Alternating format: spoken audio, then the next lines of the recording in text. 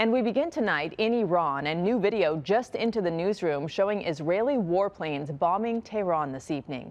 This as President Trump says the strikes will continue until Iran surrenders unconditionally. According to Central Command, more than 3,000 targets have been hit during Operation Epic Fury.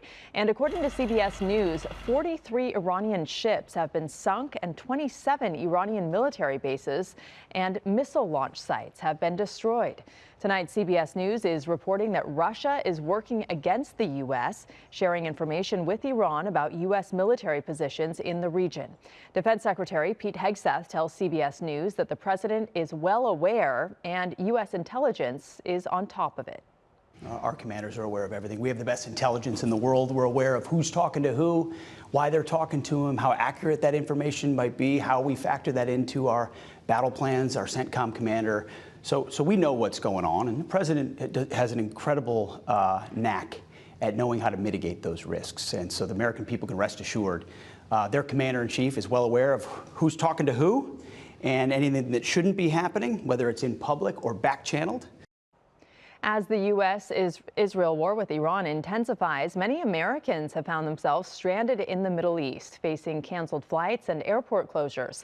CBS LA's Joy Benedict spoke with travelers at LAX who managed to find a way home to L.A.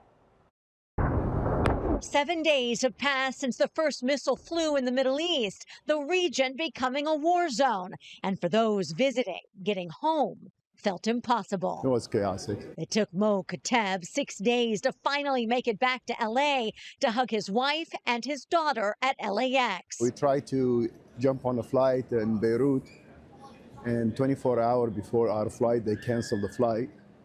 Then they closed the borders. Kateb was on a work trip in Syria when the fighting started. He tried to get to Lebanon, but the violence started there. His wife was in Santa Clarita, frantically trying to get him home. So nervous because with everything going on, our daughter getting married, and just in a few weeks, I didn't think he was going to make it home. She booked 4 flights for him. All were canceled. Then I said, you know what, it's not working out that way. You need to either by land, by foot, or by sea. I don't care. So he called the embassy, got a car, and drove to Istanbul. Crossed through the border between Latakia and Hatay. Okay, normally they don't let anybody to go through, because if you come in the airport, you have to go back using the airport. You cannot use land crossing borders. But they changed the laws just the night before I arrived to the borders, and they let me in. Also on his flight from Istanbul Friday, Mateen Trimzi, who was in Abu Dhabi. A couple of times at 3 in the morning, there's a siren that comes up, and then you get up, and then you have to then go to the shelter. He says he kept getting alerts on his phone to take shelter. Missiles are incoming, go to shelter, stay away from the windows and doors. Trimzi works as a doctor in the UAE and was scheduled to come home to LA to see his family, but his flights were canceled. So he crossed the border into Saudi Arabia, drove 12 hours, and then flew to Turkey.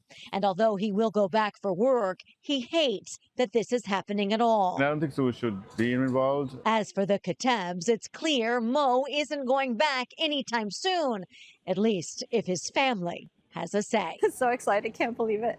Everybody's at home waiting for him, friends and family. At least half a dozen major airports in the Middle East remain closed, and even more are offering only limited flights, which is why countries around the world, including the United States, are offering charter flights to try and get everyone home. From LAX, I'm Joy Benedict, CBS LA.